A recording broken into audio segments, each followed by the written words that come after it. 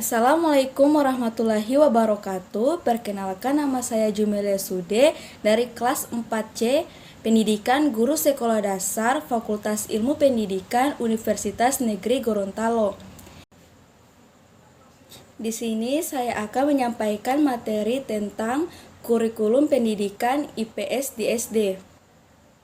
Kurikulum IPS SD tahun 2006 dalam KTSP yang ditetapkan berdasarkan Kemendiknas RI 22 tahun 2006 mempunyai karakteristik tersendiri karena tidak menganut istilah pokok bahasan, namun standar kompetensi dan kompetensi dasar. Hal ini jauh lebih sederhana dengan jam pelajaran yang relatif lebih sedikit. Ilmu pengetahuan sosial bukanlah disiplin ilmu, melainkan suatu program pengajaran atau mata pelajaran yang mempelajari kehidupan sosial yang kajiannya mengintegrasikan bidang ilmu-ilmu sosial seperti ilmu sejarah, ilmu geografi, ilmu ekonomi, dan ilmu sosiologi, dan humaniora atau aspek norma, nilai, bahasa, seni, dan budaya. Meskipun pengetahuan sosial sesungguhnya sudah melekat pada diri seseorang, namun IPS perlu dipelajari dan diajarkan kepada peserta didik. Hal ini dikarenakan pengetahuan sosial alamiah itu belum cukup untuk mengingat kehidupan masyarakat dengan segala persoalannya itu, maka makin berkembang. Untuk menghadapi perkembangannya yang terus-menerus tersebut diperlukan pendidikan formal, khususnya pendidikan IPS SD di sekolah. Yang kedua, ada tujuan pendidikan IPS SD. Pendidikan IPS bertujuan membina peserta didik menjadi warga negara yang baik, yang memiliki pengetahuan, keterampilan, dan kepedulian sosial yang berguna bagi diri sendiri serta bagi masyarakat dan negara. Untuk merealisasikan tujuan ini, maka proses pembelajaran IPS tidak hanya menekankan pada aspek pengetahuan kognitif dan keterampilan psikomotorik saja, melainkan meliputi juga aspek akhlak dan afektif dalam menghayati serta menyadari kehidupan yang penuh dengan masalah, tantangan, hambatan, dan persaingan.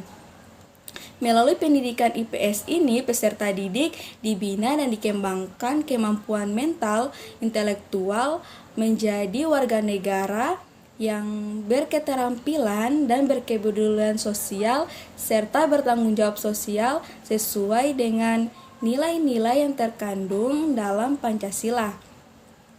Guru IPS di SD perlu memiliki wawasan, tujuan, dan arahan yang hendaknya dipertimbangkan ketika menyumbangkan materi pembelajaran.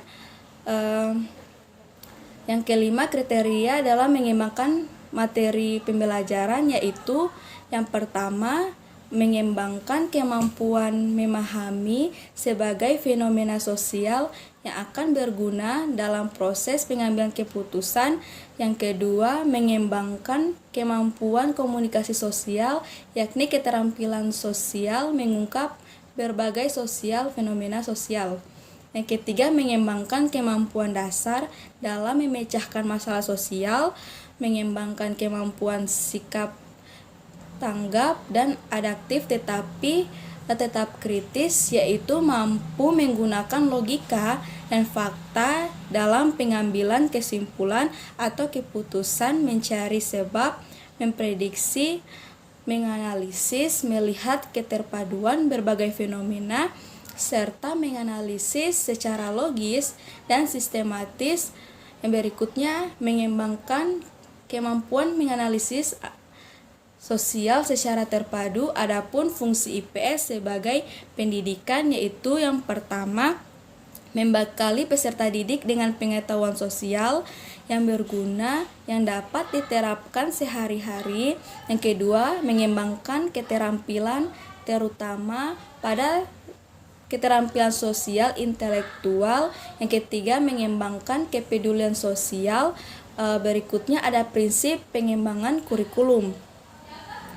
KTSP dikembangkan oleh sekolah dan komite sekolah berpedoman pada standar kompetensi lulusan dan standar isi serta panduan dari BNSP. Kurikulum dikembangkan berdasarkan prinsip. Yang pertama ada berpusat pada potensi, perkembangan, kebutuhan, dan kepentingan peserta didik serta lingkungannya.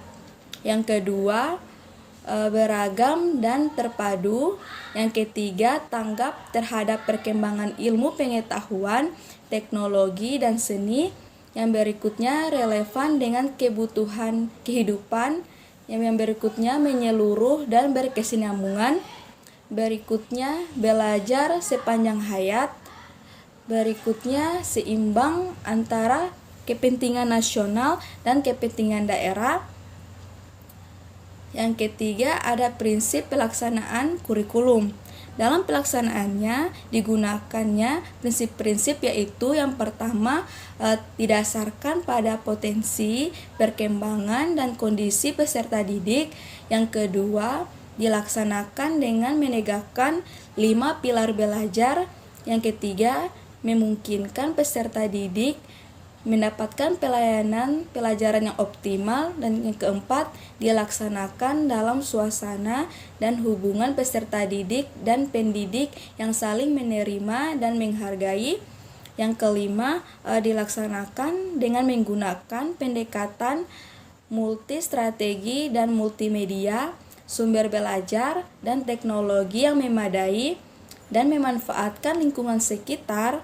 Berikutnya dilaksanakan dengan mendayagunakan kondisi alam, sosial, budaya, dan terakhir mencakup seluruh komponen kompetensi mata pelajaran, mulok, dan pengembangan diri.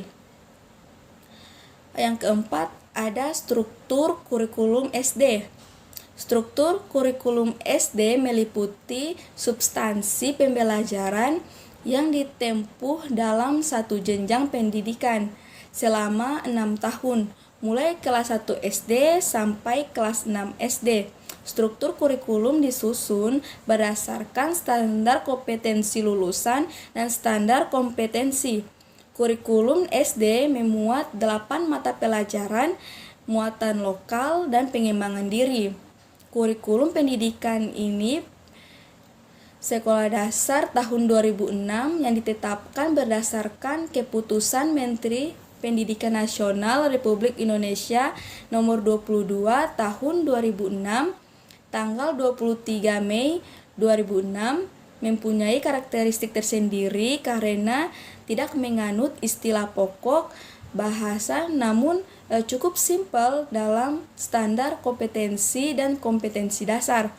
Hal ini jauh lebih sederhana dibandingkan dengan kurikulum sebelumnya dan jam pelajaran yang relatif lebih sedikit. Berbeda dengan kurikulum sebelumnya, kurikulum tahun 2006 lebih simpel dan efektif, namun memiliki nuansa yang padat dan memiliki paradigma baru dalam pembelajaran IPS SD. Selain hal tersebut, uraian materi pada materi kurikulum 2006 bersifat hanya memberi rambu-rambu untuk kedalaman dan kelulusan materi dan mencapai kompetensi dasar yang diharapkan. Di sini aspirasi setempat atau muatan lokal dapat dituangkan dalam proses pembelajaran IPS terpadu. Yang pertama ada perspektif pendidikan IPS.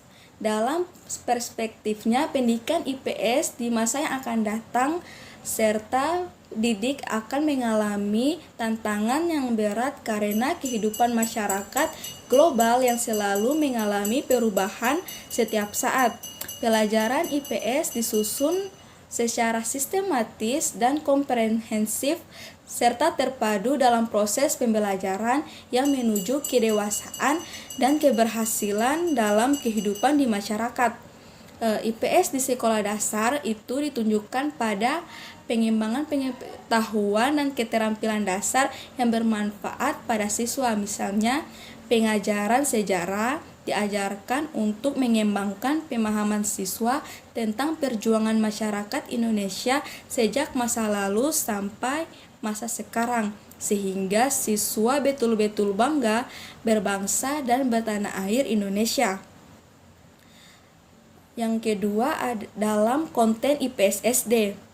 Setelah dianalisis pada SK dan KD kelas 1 sampai 6, terdapat semua pada ranah taksonomi Bloom dan semua kategori yang terdapat dalam kegiatan ranah tersebut bahwa siswa harus memiliki kriteria, yaitu yang pertama pada ranah kognitif, yaitu pengetahuan, pemahaman, penerapan atau aplikasi, analisa, sintesa, dan evaluasi.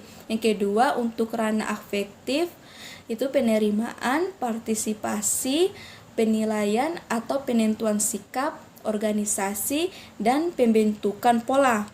Yang ketiga, ada ranah psikomotorik, yaitu persepsi, kesiapan, gerakan terbimbing, gerakan terbiasa, gerakan kompleks, penyesuaian pada pola gerakan, dan kreativitas. Sesuai standar isi pada jenjang SD, pada pelajaran IPS memuat materi yang berisikan kajian geografi, sejarah, sosiologi, dan ekonomi. IPS di tingkat sekolah dasar secara serius telah disusun secara sistematis, komprehensif, dan terpadu dengan memperlihatkan aspek metode, aspek nilai yang dikembangkan dalam ilmu-ilmu sosial serta dikemas secara psikologi, pedagogi, dan konteks sosial budaya yang relevan untuk kebutuhan pendidikan. Yang ketiga, pelaksanaan pembelajaran IPS di SD sekolah dasar. Pengembangan kurikulum 2013 merupakan langkah kelanjutan perkembangan kurikulum yang berbasis kompetensi, yang mencakup kompetensi sikap, pengetahuan, dan keterampilan secara terpadu. Kurikulum 2013 bertujuan mempersiapkan manusia Indonesia agar memiliki kemampuan hidup sebagai pribadi dan warga negara yang beriman, produktif, kreatif, inovatif, dan afektif, serta mampu berkontribusi pada kehidupan dan masyarakat yang berbangsa, bernegara, dan peradaban dunia. Yang terakhir, ada penilaian pembelajaran IPS SD. Penilaian pembelajaran IPS SD dilakukan dengan menggunakan berbagai bentuk penilaian untuk semua kompetensi dasar. Penilaian pembelajaran IPS merupakan proses dan pengolahan informasi untuk mengukur pencapaian hasil belajar IPS SD peserta didik. Penilaian dilakukan secara holistik meliputi kompetensi sikap, pengetahuan, dan keterampilan, baik selama pembelajaran berlangsung atau penilaian proses ataupun setelah pembelajaran berakhir atau penilaian hasil belajar. Baiklah, itulah yang dapat saya sampaikan. Kurang lebihnya saya mohon maaf. Wabillahi taufik walhidayah. Wassalamualaikum warahmatullahi wabarakatuh.